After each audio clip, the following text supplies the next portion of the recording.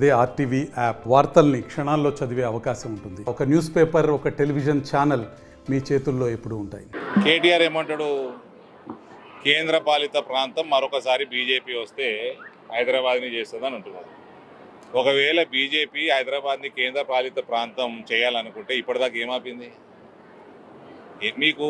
నీకు మీ డాడీకి మీ చెల్లెకి ఏం మాట్లాడంలో తెలియదు. 10 సంవత్సరాలు రాష్ట్రాన్ని భ్రష్టు పట్టించిండ్రు. అందుకని ప్రజలందరూ కలిసి నీ పార్టీని భ్రష్టు పట్టించిండ్రు.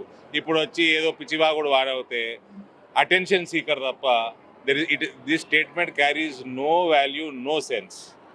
Hyderabad is capital of Telangana.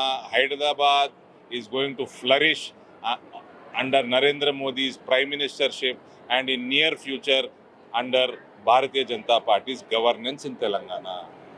It will remain as capital of Telangana. In case BJP wanted to make it a union territory, who stopped BJP till now? ఎందుకు చేసుకోలేదు? ఇవన్నీ పనికి మాలిన మాటలు కేటీఆర్.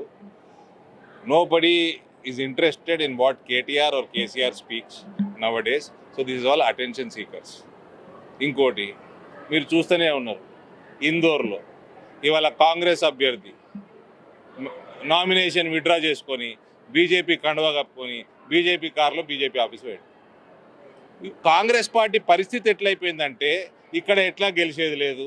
నిజామాబాద్ గడ్డలో దగ్గరలో కూడా లేరు వాళ్ళు బీజేపీకి. దేశవ్యాప్తంగా కూడా వాళ్ళకు 20, 25, 30 సీట్లు వస్తే ఆ రాహుల్ గాంధీ కింద పనిచేయడం ఎవ్వరికి ఇష్టం ఉండదు. అది తీసుకుపోయి బీజేపీలనే మర్జ్ చేసేటట్టున్నారు. కాంగ్రెస్ పార్టీ పరిస్థితి, కాంగ్రెస్ పార్టీ యొక్క వాల్యూ ఇంత దిగజారిపోయింది వాళ్ళ దేశంలో. వాళ్ళ అభ్యర్థులు నామినేషన్ విత్డ్రా చేసుకుంటున్నారు. సూరత్లో వాళ్ళ నామినేషన్ తిరస్కరింపబడింది. రేపోరనో 20-25 మంది గెలిచిన దేశవ్యాప్తంగా వాళ్ళందరూ పోయి భారతీయ జనతా పార్టీ నరేంద్ర మోడీ గారి నాయకత్వంలో కలిసిపోయేటట్టున్నారు. సో కాంగ్రెస్ పార్టీకి ఎటువంటి పొలిటికల్ వాల్యూ మిగలలేదు ఈ దేశంలో. మరిన్ని వీడియోస్ కోసం ఛానల్ ని సబ్స్క్రైబ్ చేయండి. లేటెస్ట్ అప్డేట్స్ కోసం వాట్సాప్ ఛానల్ ని ఫాలో చేయండి. అండ్ లింక్ డిస్క్రిప్షన్ లో ఉంది.